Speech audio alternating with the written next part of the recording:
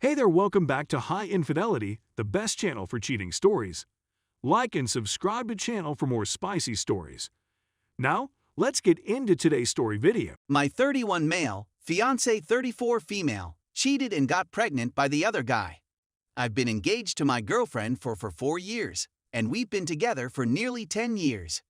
We had our ups and downs, presumably like everyone else, but it was never due to anything questionable, as far as I know. When Miso began a new job around 6 months ago, I started sensing / feeling / seeing more red signals. Prior to this new employment, I had supported her throughout her studies, and we were both excited that she would be able to seek a profession with her new qualifications. She's begun meeting new pals now that she's been on the job for a few months. So the first red flags were her being out till 3 a.m. or staying out overnight. She claims she stayed at her sister's place and not returning home until the next morning. I am a trusting person, therefore, I let it go without further examination.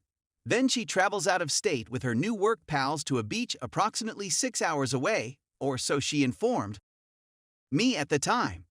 Apparently, while on this beach vacation, she met a man in a club, and they had.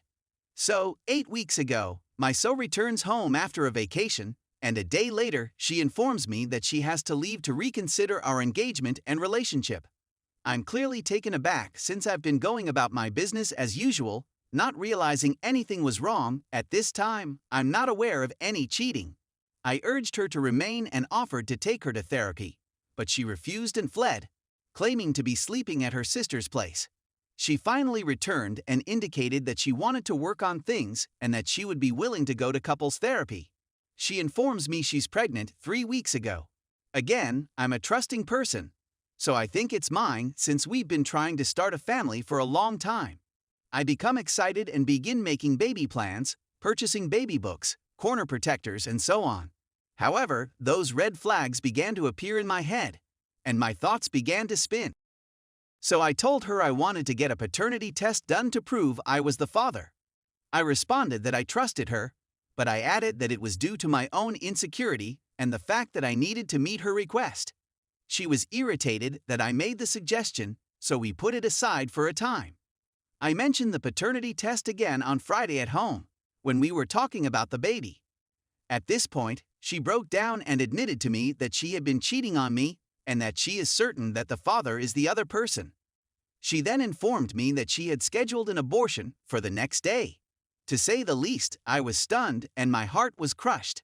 I didn't panic out, I'm still waiting for that to happen, and told her I'd drive her to her abortion appointment, since it was almost an hour away and I didn't want her getting sick or whatever on the way home.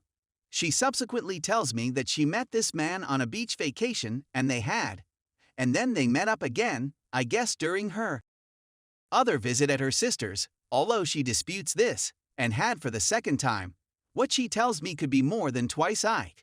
She informed me that the father told her that he doesn't want anything to do with the kid and advised her to get an abortion.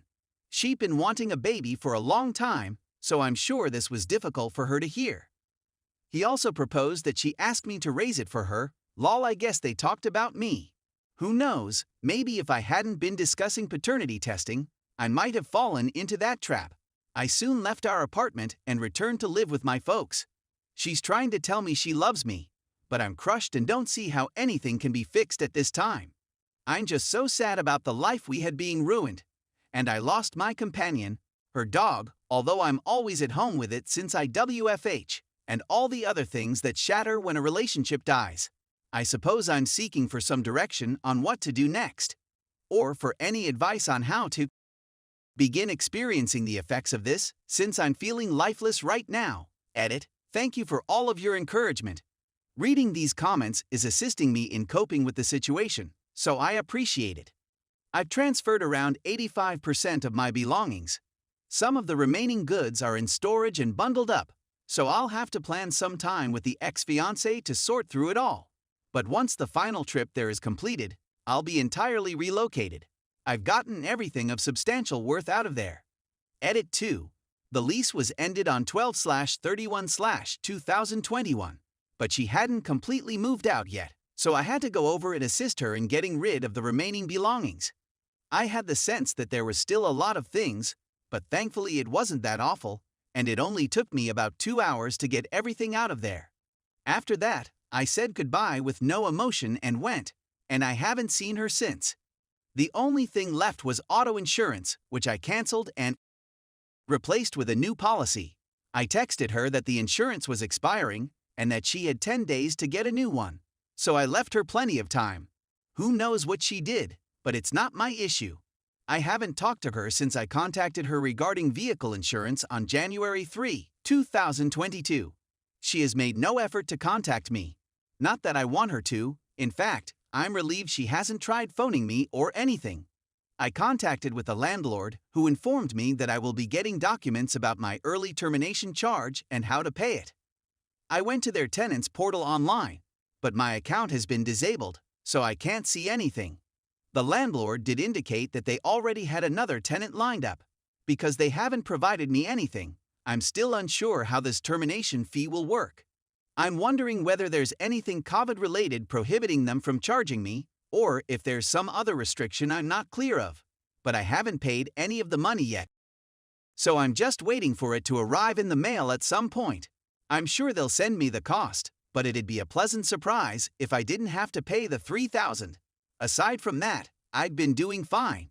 I have yet to experience emotional distress, as if I hadn't cried a single tear for her or our relationship's demise. I think I feel liberated. I've been working out at the gym, doing side jobs, and enjoying my interests whenever I can. I also planned a rock climbing and trekking vacation with one of my closest friends, whom I seldom see. It's incredibly freeing to be able to do what I want without having to check with anybody else. Make sure our finances are in order, or make sure our calendars are set. It's fantastic because I can do anything I want. One of the comments on this page said that I haven't been sad because my future self knows how wonderful my life will be one day, and I believe that more and more each day. I used to feel constrained, but now I don't have anything holding me back, and I want to see all there is to see in life. Story 2. Wife of 10 years cheated with a woman. My wife and I have been married for 10 years and have known each other for 12. I've spotted her traveling out to the city in the previous 3 weeks to visit a new buddy she met. She stayed out beyond her commuting time and ignored my calls and messages. We got into an argument when she went out to brunch at 3:30 p.m. instead of returning home to our family as she had promised. She spent the night out there because of the altercation, and she made me feel like I was being too concerned about her spending time in the city. I discovered she had erased my incoming messages from my phone that she had sent me from another mobile number she had texted me from in the city, which raised a red flag. I let messages run on our home computer and was horrified to discover text showing her having an emotional affair and saying things like, "Don't say anything here, my husband is around." When I questioned her, she insisted it didn't count since she was a woman, but she ultimately admitted that she was spending an excessive amount of time away from home and would address it. I couldn't sleep that night, so I looked through her phone. My wife had trust concerns early in our relationship and established the expectation of no mobile phone privacy. She had Snapchat installed, something she hadn't done previously, and her buddy had no text history. She overlooked one item on her phone, a newly formed email account.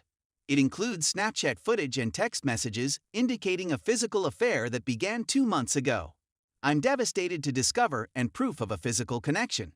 When I challenged her again, she confirmed what was going on despite her continuous attempts to deceive. She wants me to let her go out once a week and keep things the same way they were before I found out. I want to remain with her, but I can't share her with anybody, least of all with someone who promoted lying and developing a relationship with a married lady. I'm looking for guidance. Update 1. I forgot to mention that we have a 2-year-old and a 7-year-old. I'd also want to point out that this is from 2 days and roughly 12 hours ago. Also, add. After addressing her about the matter once again and informing her that I couldn't share her with someone who advocated adultery and exploration without your spouse's knowledge or agreement. I told her that I would someday be open to us as a married couple seeing other women, but that we must always come first, and that the emotional aspect of her affair was the most heartbreaking. She selected me and the kids and ended the relationship, but she continues to beg me that she can't live without her particularly. They first met 2 months ago. When I tell her that if she feels that way, I'll get out of her way for her happiness and we'll divorce, she says she can't live without me. I also learned that she told the AP that she'll call her in 6 months and let her know if she can't live without her. Another fact I had to dig for, but she ultimately told me. She wants to have her cake and eat it as well. To maintain the secure family life we've established while still being able to abandon the family life and be free as she was before children. Update 2. Wow, what a hectic 36 hours. It included a commitment to family, a trip of up to 600 miles, a visit to the emergency department, with no violence or anything associated, Disneyland, and very little sleep. Before I put out the information and ask her some questions about repairing trust, I need to relax and ponder. I thank everyone who has read and replied with honesty and instigation, rather than simply rage, which may be overwhelming for folks in our position.